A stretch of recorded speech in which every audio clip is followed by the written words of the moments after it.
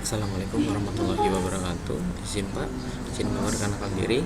Nama Taruna Dewasa Rahmat Ramadhani, NIT 2130681, Prodi Teknologi Mekanika Perkeretaapian 3C, Politeknik Perkeretaapian Indonesia Madiun.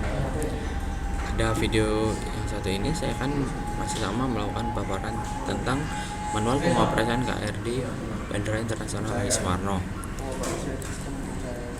yang beranggotakan kelompok 1 yaitu Arsina Fauzia, Ariyudar Saputra, Faisal Ridho Sofa, Habib Abdul Mukid, Kevin Warati Manalo, dan saya sendiri Rahmat Ramadhani. Video ini merangkap bab 2 yaitu sistem pengondisian udara pada kereta rel diesel elektrik Bandara Internasional Adi Sumarmo.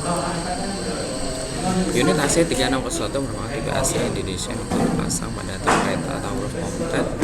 AC 361 memiliki bentuk ringkas atau kompak, di mana unit kompresor dan evaporator unit menyatu dalam satu rangka. Unit ini terdiri dari dua sistem pendingin yang bekerja secara bersama dan dikendalikan melalui panel kontrol yang terpasang dalam kereta. Unit AC dioperasikan menggunakan sumber tenaga listrik dengan 80 volt, 3 fasa dan 50 Hz. Untuk sirkuit utama yaitu kompresor, kipas, kondensor, dan kipas evaporator. Sedangkan untuk sirkuit kontrol menggunakan tegangan sebesar 220 volt.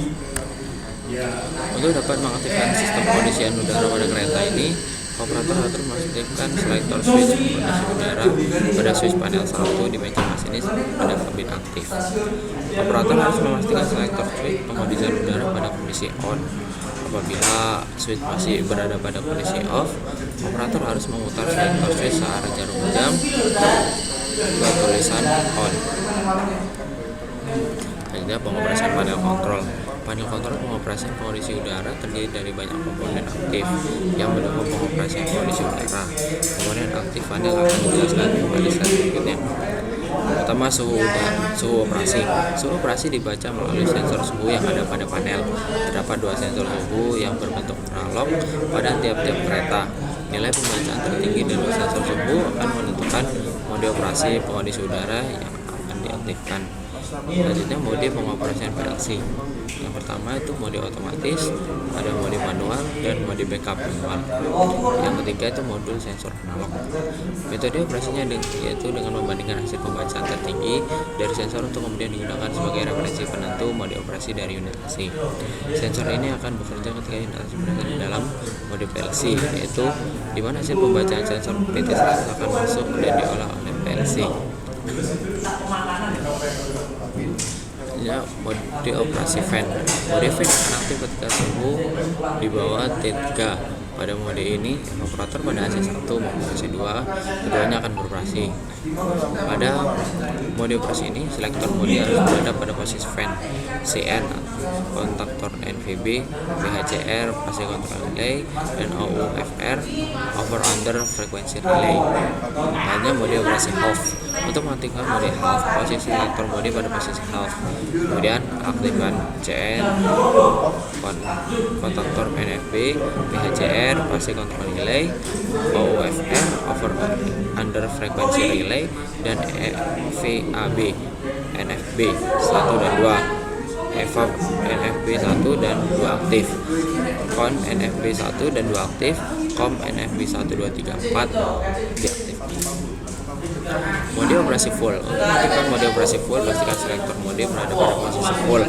Aktifkan CN, VHCR, OUFR, EVAP NFB 1 dan 2, EVAP NFB 1 dan 2 aktif, kondensor NFB 1 dan 2 aktif, kompresor NFB 1, 2, 3, 4 aktif. Selanjutnya evaporator FNB. Evaporator NFB berfungsi untuk mengaktifkan dan menonaktifkan fungsi evaporator yang terpasang pada panel kontrol AC. Aktif dan nonaktifnya evaporator NFB akan terpengaruhi fungsi dari kompresor. Selanjutnya kondensor FNB. Kondensor NFB berfungsi untuk mengaktifkan dan menonaktifkan fungsi kondensor yang ada. Selanjutnya proteksi. Fungsi-fungsi berikut ini bersedia untuk mengamankan unit pendingin udara. Proteksi 3 frasa, proteksi frekuensi, dan proteksi tekanan pada kompresor. Ini ada HMI. HMI pada panel kontrol berfungsi menampilkan mode operasi dari sistem pengondisi udara.